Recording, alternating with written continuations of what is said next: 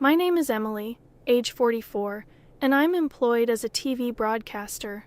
Alongside me is my husband Tom, also 44, who manages a photography studio. Our journey began in high school, where we became each other's first and only significant other.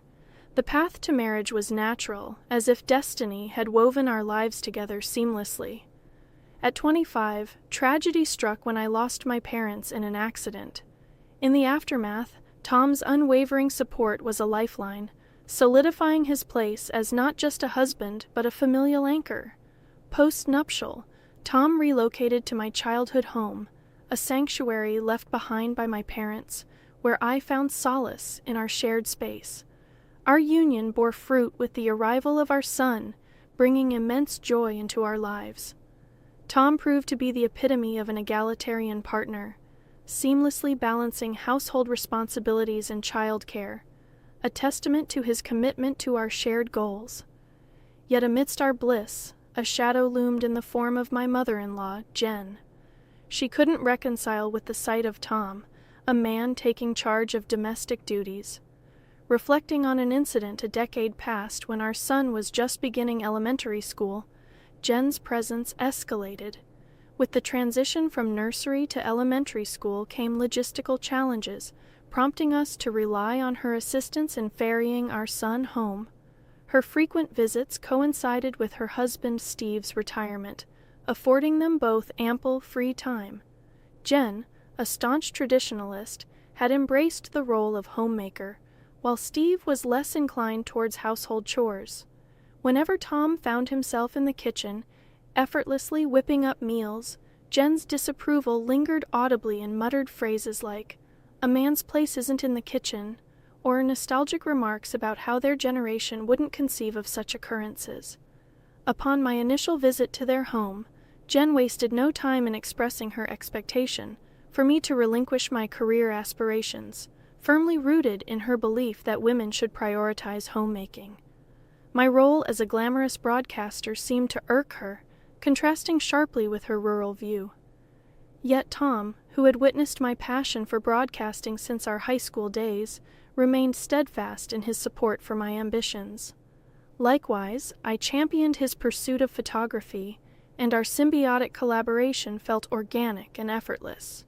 Navigating the challenges of nursery school proved to be a joint effort, but the transition to elementary school brought unexpected hurdles, particularly with after-school care proving less accommodating. This compelled us to lean on Jen's assistance more heavily. As she began to frequent our home, her critiques of household tasks became a common refrain. Despite Tom's nonchalant responses defending our division of labor, Jen persisted in voicing her disapproval, often behind my back. Yet recognizing her invaluable help, I chose to endure her comments in silence, opting not to engage in confrontation despite her traditional values. Jen had a surprising affinity for modern conveniences, proudly brandishing her smartphone. She boasted of being the sole owner among her peers, reveling in the ease of access it provided. "I'm ahead of the curve," she proclaimed enthusiastically, exploring the internet for various purposes. "Look at how simple it is to do things now," she remarked, advocating for the adoption of convenient tools. Embracing the digital age, she efficiently utilized online platforms for tasks like restaurant reservations and service bookings. However, Jen's embrace of modernity seemed selective when it came to our family's shopping habits. Disapproving of our reliance on a delivery service for weekly grocery orders, she voiced her dissent with comments like, "You should handle the shopping yourself," and lamented the perceived wastefulness of delivery fees. Yet her tune changed upon discovering the option to order groceries online. Encouraging me to embrace this newfound convenience, she eagerly advocated for the abandonment of outdated paper forms, highlighting the benefits of digital shopping. During evenings when Jen lingered at our home while Tom and I prepared dinner, she often cited the need to return for Steve's meal, emphasizing his inability to dine alone. Steve's aversion to household tasks was evident, leaving Jen to shoulder the domestic burden. Curious about Tom's contrasting approach, I once questioned him about his cooperative attitude towards chores given his upbringing. Tom's response shed light on his determination to avoid the complaints his mother had voiced about his father's lack of involvement. It was a lesson learned through observation of negative patterns.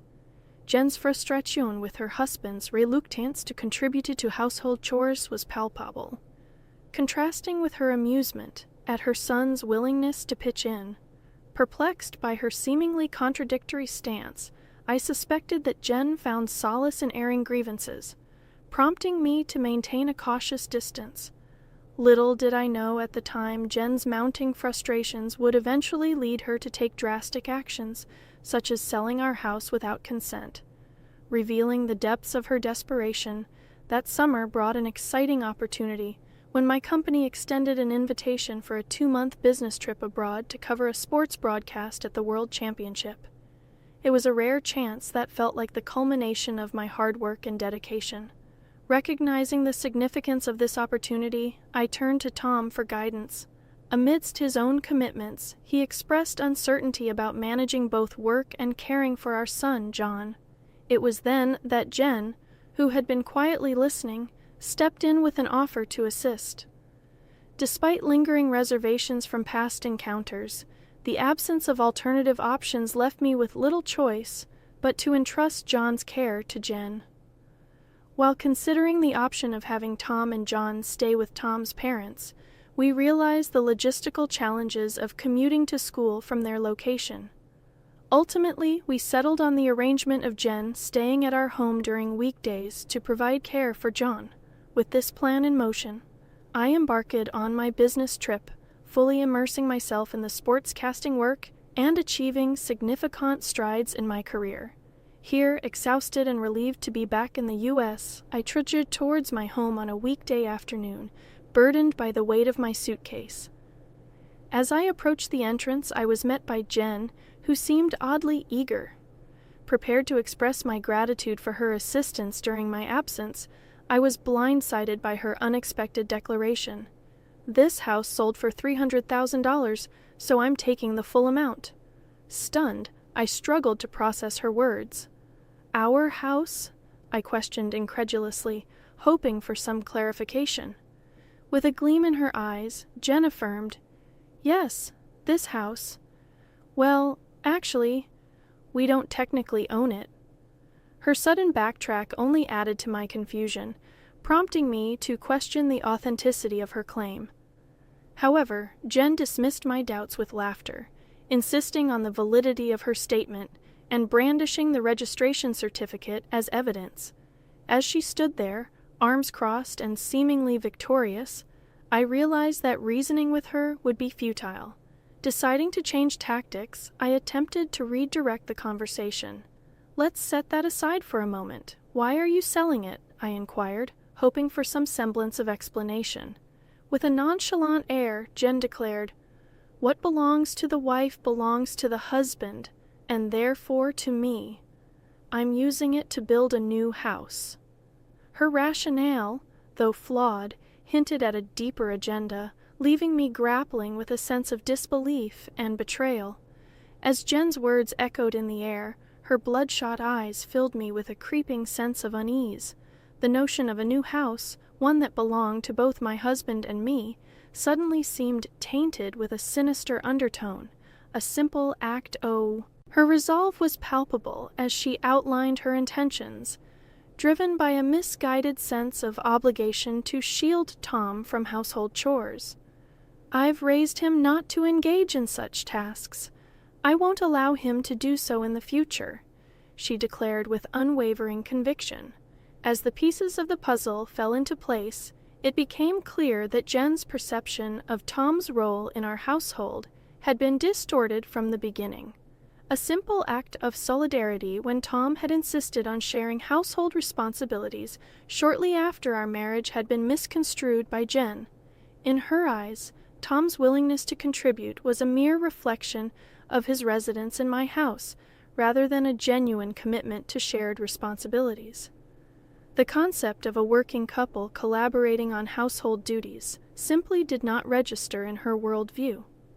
Delving deeper into the situation, I discovered the underlying financial strain plaguing Jen and Steve. Following Steve's retirement, with his pension falling short of expectations and job opportunities scarce, they found themselves grappling with the daunting prospect of maintaining their rented apartment. It was this sense of desperation that drove them to resort to such unthinkable measures. "No, this house isn't mine, and Tom thinks it's normal to do housework," I asserted, attempting to counter Jen's accusations. Yet, before I could elaborate further, Jen dismissed my words as lies, adamantly refusing to entertain any alternative interpretation. Desperate for clarity amidst the chaos, I redirected the conversation towards practical details. "Where did you sell it?" I inquired, hoping to gain insight into the situation.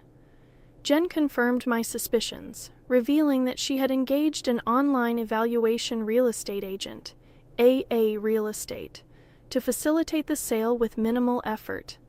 The necessary documents were submitted, and the transaction proceeded seamlessly, she explained. "It's a convenient world, isn't it?" she remarked with a hint of satisfaction. As the details emerged, it became apparent that Jen had acted impulsively, swayed by the assurances of the real estate agent. The allure of a lucrative offer, coupled with the buyer's eagerness for a property in our area, had seemingly convinced her of the transaction's merits. "Selling a 20-year-old house for $300,000? I found a good real estate, didn't I?" she boasted proudly, oblivious to the turmoil her actions had caused. As I delved into my investigation, I came across a website for the real estate company that appeared legitimate. Attempting to confirm the validity of the sale, I dialed their number, only to be met with silence on the other end. Seeking clarification from Jen regarding her involvement, I demanded to know if she had physically visited the real estate company's address. Her response was dismissive, claiming that such visits were unnecessary in today's digital age. Determined to uncover the truth, I issued a firm ultimatum: visit the address in person the following day, or our discussion would cease. To my astonishment, Jen's tearful call the next day confirmed my worst fears. The purported real estate company was nowhere to be found. In its place stood a derelict wooden structure devoid of life. Despite the gravity of the situation, I couldn't help but burst into laughter at Jen's folly. Upon her return, Jen confessed to her misguided actions, fueled by a misplaced sense of opportunity. Upon discovering the house registration certificate in my name during my absence, she had enlisted the services of the real estate agent. Their shameless assurances, coupled with Jen's naivety, led her to believe that the sale was legitimate, even without actual ownership. In her eagerness to seize what she perceived as an opportunity, she had unwittingly fallen prey to deception, providing the agent with all the requested documents without hesitation.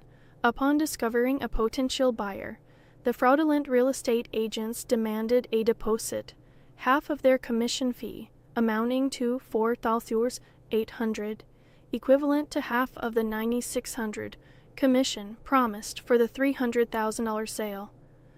Concerned about the gravity of the situation, I promptly contacted the authorities to report the scam. 2 officers were dispatched to our home to investigate the matter further. To our dismay, the police officers revealed that such internet fraud, masquerading as legitimate real estate agents, had become increasingly prevalent.